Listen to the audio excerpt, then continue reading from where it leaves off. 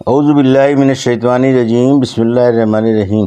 الحمدللہ رب العالمین، والصلاة والسلام علی سید المرسلین وخاتم النبیین، اما بعد۔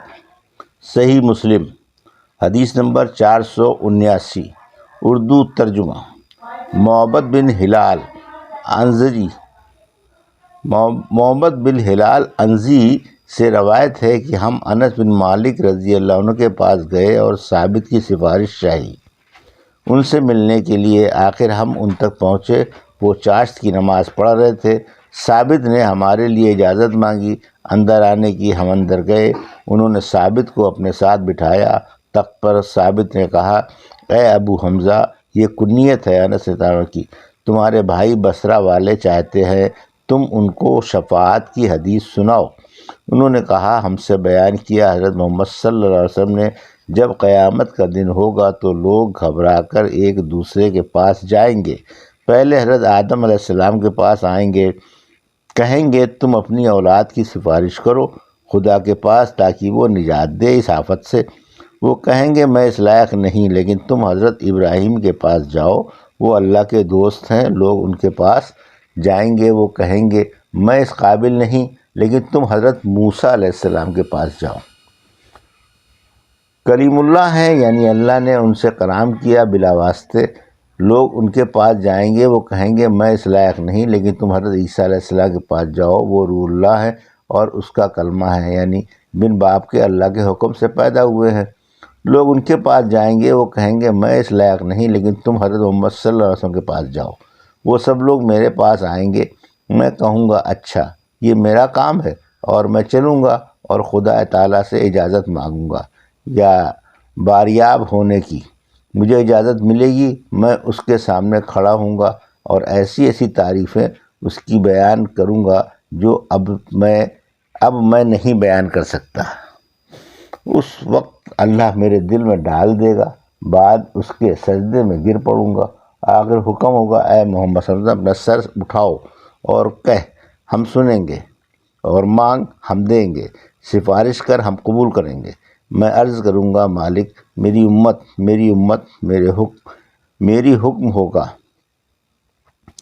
جا، اور جس کے دل میں گیہوں یا جو کے دانے کے برابر بھی ایمان ہو اس کو نکال لے دوزخ سے۔ میں ایسے سب لوگوں کو نکال لوں گا اور پھر اپنے مالک کے پاس آن کر ویسی ہی تعریفیں کروں گا، پھر سجدے میں گر پڑوں گا۔ حکم ہوگا، اے محمد صلی اللہ علیہ وسلم، اپنا سر اٹھا اور کہہ جو کہنا ہے، تیری بات سنی جائے گی، مانگ جو مانگتا ہے ملے گا، سفارش کر تیری سفارش قبول ہوگی۔ میں عرض کروں گا، مالک میری امت، یعنی اپنی امت کی بخشش چاہتا ہوں۔ حکم ہوگا، جا، اور جس کے دل میں رائی کے دانے کے برابر بھی ایمان ہو اس کو جہنم سے نکال لے۔ میں ایسا ہی کروں گا اور پھر لوٹ کر اپنے پروردگار کے پاس آؤں گا اور ایسی ہی تعریفیں کروں گا اور سجدے میں گر پڑوں گا۔ حکم ہوگا، اے محمد صلی اللہ علیہ وسلم، اپنا سر اٹھا اور کہہ ہم سنیں گے، ہم دیں گے، سفارش کر ہم قبول کریں گے۔ میں عرض کروں گا، اے مالک میری امت۔ حکم ہوگا، جا، اور جس کے دل میں رائی کے دانے کے برابر بھی بہت ہی کم ایمان ہو اس کو جہنم سے نکال لے۔ میں جا کر ایسا ہی کروں گا۔ محمد بن ہلال نے کہا، یہ انس رضی اللہ عنہ کی حدیث ہے جو انہوں نے ہم سے بیان کی۔ پھر ہم ان کے پاس سے نکلے۔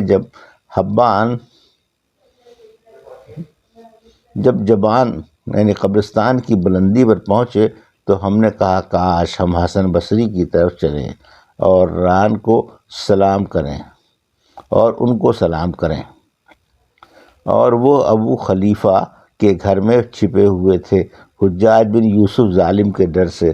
خیر ہم ان کے پاس گئے اور ان کو سلام کیا۔ ہم نے کہا، اے ابو سعید، تمہارے بھائی ابو حمزہ انس رضی اللہ عنہ کے پاس سے آ رہے ہیں۔ انہوں نے شفاعت کے بارے میں ایک حدیث ہم سے بیان کی، ویسی حدیث ہم نے نہیں سنی۔ انہوں نے کہا، ہاں بیان کرو۔ ہم نے وہ حدیث ان سے بیان کی۔ انہوں نے کہا، اور بیان کرو۔ ہم نے کہا، بس، اس سے زیادہ انہوں نے بیان نہیں کی۔ انہوں نے کہا یہ حدیث تو انہوں نے ہم سے 20 برس پہلے بیان کی تھی جب وہ ٹانٹھے تھے، یعنی اتنے بوڑھے نہ تھے جیسے اب ہیں۔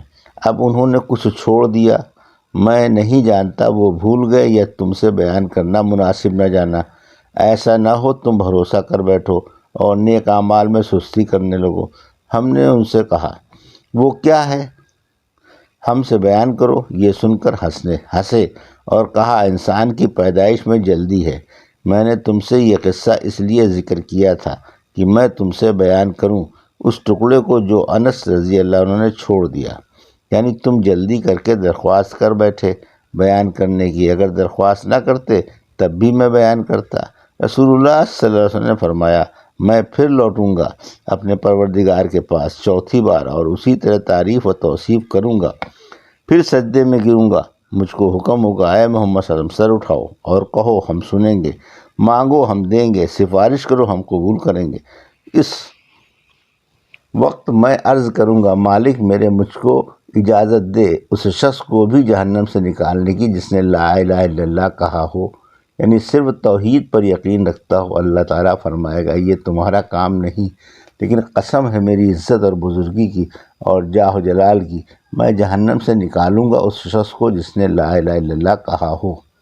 معبد نے کہا میں گواہی دیتا ہوں کہ حسن نے یہ حدیث ہم سے بیان کی، کہا کہ انہوں نے اس کو انس رضی اللہ عنہ سے سنا ہے۔ میں سمجھتا ہوں یوں کہا 20 برس سے پہلے جب وہ زوردار تھے، یعنی ان کا حافظہ اچھا تھا، بدن میں طاقت تھی۔ حدیث نمبر 480 اردو ترجمہ ابو ہریرہ رضی اللہ عنہ سے روایت ہے، ایک دن رسول اللہ صلی اللہ علیہ وسلم کے پاس گوشت لایا گیا تو دستی کا گوشت آپ کو دیا گیا، اور دستی کا گوشت آپ کو بہت پسند تھا۔ آپ نے دانتوں سے اسے نوچا، پھر فرمایا میں سردار ہوں گا سب آدمیوں کا قیامت کے دن، اور تم جانتے ہو کس وجہ سے؟ اللہ تعالیٰ اکٹھا کرے گا قیامت کے دن اگلوں اور پچھلوں کو ایک ہی میدان میں، یہاں تک کہ پکارنے والے کی آواز ان سب کو سنائی دے گی اور دیکھنے والے کی نگاہ ان سب پر پہنچے گی، اور آفتاب نزدیک ہو جائے گا اور لوگوں پر وہ مصیبت اور سختی ہوگی کہ اس کو سہ نہ سکیں گے۔ آخر آپس میں ایک دوسرے سے کہیں گے چلو آدم علیہ السلام کے پاس، اور ان کے پاس جائیں گے اور کہیں گے اے آدم تم سب آدمیوں کے باپ ہو، اللہ تعالیٰ نے تم کو اپنے ہاتھ سے پیدا کیا اور اپنی روح تم میں پھونکی اور فرشتوں کو حکم کیا، انہوں نے سجدہ کیا، تم کو ہماری سفارش کرو اپنے پروردگار سے، کیا تم نہیں دیکھتے ہم کس حال میں ہیں؟ کیا تم نہیں دیکھتے جو ہم پر مصیبت ہے؟ آدم علیہ السلام کہیں گے آج میرا پروردگار غصے میں ہے، اور ایسے غصے میں ہے کہ کبھی ایسا غصہ نہیں ہوا تھا نہ ہوگا، اور اس نے مجھے منع کیا تھا درخت سے، لیکن میں نے اس کی نافرمانی کی اور درخت میں سے کھا لیا۔ اب مجھے خود اپنی فکر ہے، تم اور کسی کے پاس جاؤ، نوح علیہ السلام کے پاس جاؤ۔ پھر وہ سب لوگ نوح علیہ السلام کے پاس جائیں گے اور کہیں گے اے نوح علیہ السلام تم سب پیغمبروں سے پہلے زمین پر آئے، اور اللہ تعالیٰ نے تمہیں شکر گزار بندہ کہا، تم ہماری سفارش کرو اپنے رب کے پاس، کیا تم نہیں دیکھتے ہم جس حال میں ہیں اور جو مصیبت ہم پر آئی ہے؟ وہ کہیں گے میرا رب آج ایسا غصے میں ہے کہ ویسا کبھی نہیں ہوا تھا نہ ہوگا، اور میں اپنی قوم پر بد دعا کی تھی، اس لیے مجھے خود اپنی فکر ہے، تم ابراہیم علیہ السلام کے پاس جاؤ۔ پھر وہ سب مل کر ابراہیم علیہ السلام کے پاس جائیں گے اور کہیں گے اے ابراہیم علیہ السلام تم اللہ کے نبی ہو اور اس کے دوست ہو، زمین والوں میں سے تم ہماری سفارش کرو اپنے پروردگار کے پاس، کیا تم نہیں دیکھتے ہم جس حال میں ہیں اور جو مصیبت ہم پر پڑی ہوئی ہے؟ وہ کہیں گے میرا پروردگار آج اتنا غصے میں ہے، ویسا کبھی نہیں ہوا تھا نہ ہوگا، اور اپنی جھوٹ باتوں کو بیان کریں گے، یعنی دنیا میں جو انہوں نے 3 بار جھوٹ بولا تھا، اس لیے مجھے خود اپنی فکر ہے، تم اور کسی کے پاس جاؤ، موسیٰ علیہ السلام کے پاس جاؤ۔ وہ لوگ موسیٰ علیہ السلام کے پاس جائیں گے اور کہیں گے اے موسیٰ تم اللہ کے رسول ہو، اللہ نے تمہیں بزرگی دی اپنے پیغمبروں سے اور اپنے کلام سے، سب لوگوں پر تم ہماری سفارش کرو اپنے پروردگار کے پاس، کیا تم نہیں دیکھتے ہم جس حال میں ہیں؟ اور جو مصیبت ہم پر پڑی ہے۔ موسیٰ علیہ السلام کہیں گے میرا پروردگار آج ایسے غصے میں ہے کہ اتنا کبھی غصہ نہیں ہوا تھا، نہ ہوگا، اور میں نے دنیا میں ایک خون کیا تھا جس کا مجھے حکم نہ تھا، اس لیے مجھے خود اپنی فکر ہے۔ تم عیسیٰ علیہ السلام کے پاس جاؤ۔ وہ سب لوگ عیسیٰ علیہ السلام کے پاس آئیں گے اور کہیں گے اے عیسیٰ، تم اللہ کے رسول ہو، تم نے لوگوں سے بات کی ماں کی گود میں، جھولے میں دودھ پیتے وقت، تم اللہ کی ایک بات ہو جو اس نے ڈال دی مریم علیہ السلام میں، اور اس کی روح ہو تو سفارش کرو ہماری اپنے رب کے پاس۔ کیا تم نہیں دیکھتے ہم جس حال میں ہیں اور جو مصیبت ہم پر پڑی ہے؟ عیسیٰ علیہ السلام کہیں گے میرا پروردگار آج اس قدر غصے میں ہے کہ اتنا غصہ کبھی نہیں تھا اور نہ کبھی ہوگا، اور کوئی گناہ ان کا بیان نہیں کیا جیسے اور پیغمبروں کی خطائیں بیان کی، کیونکہ حضرت عیسیٰ علیہ السلام کا کوئی گناہ منقول نہیں ہے۔ تو مجھے اپنی فکر ہے تم اور کسی کے پاس جاؤ، محمد صلی اللہ علیہ وسلم کے پاس جاؤ، وہ سب میرے پاس آئیں گے اور کہیں گے اے محمد صلی اللہ علیہ وسلم، تم اللہ کے رسول ہو، خاتم الانبیاء ہو، اللہ نے تمہارے اگلے پچھلے سب گناہ بخش دیے، تم سفارش کرو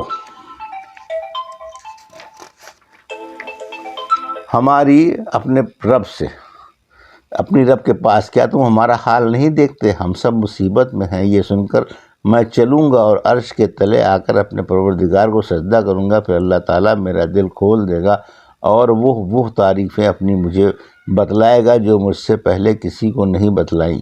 میں اس کی خوب تعریف اور حمد کروں گا۔ پھر فرمائے گا اے محمد صلی اللہ علیہ وسلم، اپنا سر اٹھا، مانگ جو مانگنا ہے، دیا جائے گا، سفارش کر قبول کی جائے گی۔ میں سر اٹھاؤں گا اور کہوں گا امت میری حکم ہوگا اے محمد صلی اللہ علیہ وسلم، اپنی امت میں سے لوگوں کو جن سے حساب کتاب نہ ہوگا ان میں سے جنت میں داخل کر، اور وہ اور لوگوں کے شریک ہیں باقی دروازوں میں جنت کے، یعنی ان میں سے بھی جا سکتے ہیں، پر یہ دروازہ ان کے لیے مخصوص ہے۔ قسم اس کی جس کے ہاتھ میں محمد صلی اللہ علیہ وسلم کی جان ہے، جنت کے دروازے کے دونوں بازوؤں میں اتنا فاصلہ ہے جیسے مکے اور ہجر ایک شہر ہے بحرین میں، یا جیسے مکے اور بصرہ ایک شہر ہے دمشق سے 3 منزل پر۔ یہ تھی صحیح مسلم کی حدیث نمبر 479 سے 480 کا اردو ترجمہ جو ابھی آپ نے سماعت فرمایا۔ اللہ سے دعا ہے کہ اللہ میں حدیثوں کی صحیح سمجھ عطا فرما اور ان پر عمل کرنے کی توفیق عطا فرما، آمین یا رب العالمین۔